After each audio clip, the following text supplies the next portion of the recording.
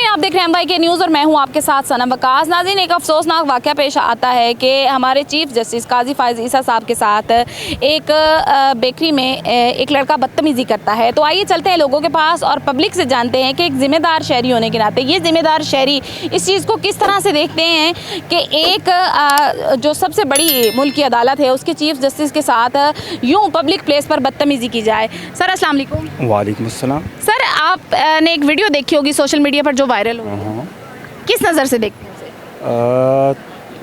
जैसा कि आपने भी अपने इंट्रो में बयान किया कि एक महज़्ज़ब मुआशरे में इस तरह की हरकत नहीं होनी चाहिए, लेकिन सबसे पहले हमें ये सोचना होगा कि जो हमारे रिस्पॉन्सिबल लोग हैं, जो ज़िम्मेदार लोग हैं, जो साहिब इक़्तिदार हैं, जो मुक़न्नना के लोग हैं, अगर इस तरह के लोग अपनी ज़िम्मेदारियों को नहीं निभाएंगे तो डेफिनेटली जो मुआशरा है वो भी इसी तरह के किरदार अदा करेगा।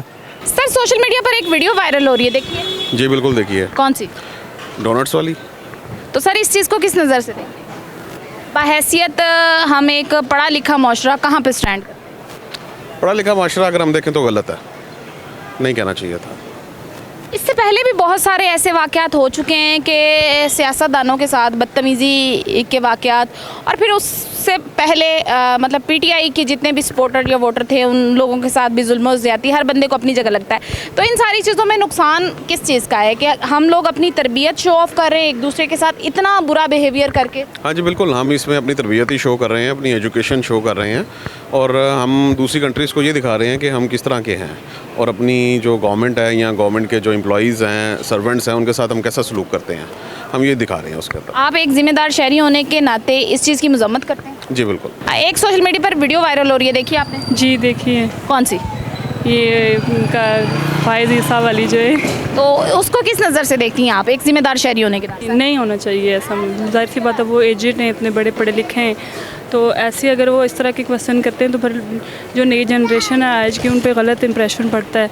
फिर लोग इस चीज़ को, जाहिर सी बात है आजकल ज़्यादातर लोग सोशल मीडिया ही यूज़ कर रहे हैं, तो इसको देख के लोग ज़्यादातर कॉपी करते हैं, बड़े लोगों को हम ज़्यादा कॉपी करते हैं, तो फिर ये आगे हमारा माशरा फिर यही कुछ सीखता है, तो ये चीज़ नहीं होनी चाहिए। सर, सोशल मीडिया पर एक वीडियो वायरल हो रही है, देखिए आपने? वो डोनट्स वाली? जी, डोनट्स वाली। तो उस चीज़ को एक ज़िम्मेदार शहरी होने के नाते आप किस नज़र से देखते हैं? देखिए, मैं वैसे तो उससे डिसलाइक ही करूँगा, क्योंकि उसने सबके सामने उसे कह दिया कि जो भी अल्फाज किए हैं वो मैं यूज़ नहीं करना चाहूँगा, लेकिन मैं उसे वो अप्रिशिएट नहीं करूँगा। गलत हुआ है? गलत हुआ है, ऐसा नहीं होना चाहिए। लेकिन इससे पहले भी बहुत बार ऐसा हो चुका है कि हमारे सियासतदानों के साथ और लीडरशिप के साथ और वुज़रा के साथ भी इस तरह का बिहेवियर जो है वो आवाम करती है। तो क्या एक पढ़ा लिखा और अक्लमंद मुआशरा हम बन सकते हैं इस तरह से ये वाला बिहेवियर अपनाकर? मैम देखिए, अक्लमंद और इस तरह का बिहेवियर बना के तो हम अक्लमंद वाला नहीं कर सकते, नहीं बन सकते।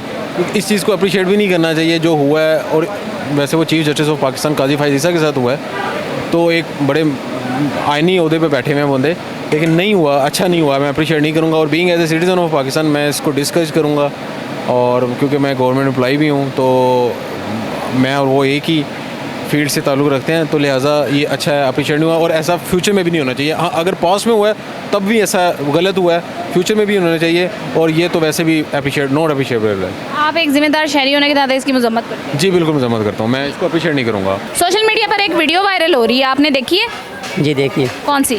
ये काजी फ़ाइज़ ईसा वाले। अच्छा, तो उसको आप किस नज़र से देखते हैं? उस शहरी ने गलत किया जो किया, ऐसा नहीं करना चाहिए था। आप एक ज़िम्मेदार शहरी होने के नाते इसकी मज़म्मत करते हैं? बिल्कुल मज़म्मत करता है। सोशल मीडिया पर एक वीडियो वायरल हो रही है। आप गालबन ट्रस्टीज़ डोनट के हवाले से बात हाँ जी। करना चाह रहे हैं?